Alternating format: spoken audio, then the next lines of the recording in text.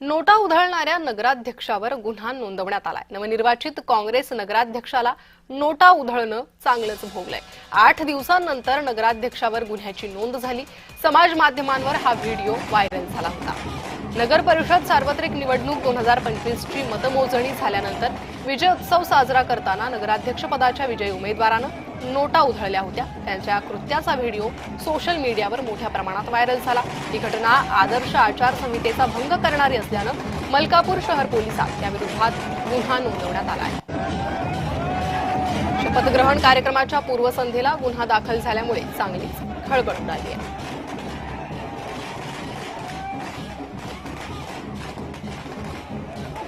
अधिक माहिती या संदर्भात घेणार आहोत। आमचे प्रतिनिधी प्रफुल्ल खंदारे सध्या आपल्यासोबत जोडले गेलेले आहेत। प्रफुल्ल, काय अधिक माहिती आहे?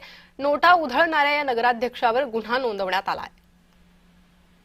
पहिलं नक्कीच प्रकरण गंभीर आहे। ज्या पद्धतीने आदर्श आचारसंहिता या ठिकाणी लागू आहे, आदर्श आचारसंहितेचा हा भंग ठरत असल्या कारणानं मलकापूर नगरपालिकेचे मुख्याधिकारी आहेत विठ्ठल भुसारी यांनी मलकापूर शहरामध्ये या संदर्भात तक्रार दाखल केली होती। ज्या पद्धतीनं जल्लोष साजरा केला पाहिजे होता त्या पद्धतीने न करता चक्क उत्साहाच्या भरामध्ये नोटा ज्या आहेत त्या नवनियुक्त नगराध्यक्षाकडून उधळण्यात आल्या होत्या आणि त्याचा व्हिडिओ जो आहे तो सोशल मीडियावर प्रचंड व्हायरल होत होता। त्याची दखल जी आहे ते मुख्याधिकारी यांनी घेतली आणि अखेर आदर्श आचारसंहितेचा भंग केला या प्रकारे त्यांच्या विरोधात गुन्हा दाखल करण्यात आला। त्यामुळे निश्चितच अशा पद्धतीनं उत्साह साजरा केला पाहिजे, मात्र नोटा उधळणं हे कितपत योग्य असा प्रश्न जो या निमित्ताने उपस्थित केला जातोय।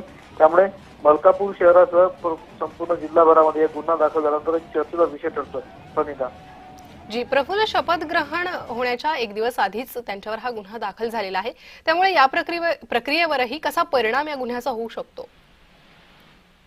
आता परिणाम जर पाहिला तर यामध्ये अद्याप कुठला परिणाम याचा फारसा होणार नाही, कारण की गुन्हा जो आहे तो दाखल झाला असला तरी पदग्रहण सोहळ्यामध्ये कुठल्याच प्रकारची बाधा याच्यामुळे येणार नाहीये। मात्र खऱ्या अर्थानं नवीन जे नवनियुक्त नगराध्यक्ष आहे त्यांना मात्र या ठिकाणी कोर्टाची पायरी जी आहे ती निश्चित स्वरूपात चढावी लागणार आहे। अनेक उत्तरं जे आहेत या संदर्भात द्यावे लागणार आहे आणि व्हिडिओची तपासणी केली जाईल, नंतर पुरावे घेतले जातील, त्यानंतर कोर्टामध्ये ज्या पद्धतीने त्याचा निकाल लागेल त्यावर पुढची जी कारवाई आहे त्या संदर्भात केली जाऊ शकते। त्यामुळे परिणाम निश्चितच होईल, मात्र पदग्रहण जी काही प्रक्रिया सध्या पार पडणार आहे त्यावर कुठलाच परिणाम याचा होणार नसल्याचं सांगितलं जातंय। जी, प्रफुल्ल, धन्यवाद या सविस्तर माहितीसाठी।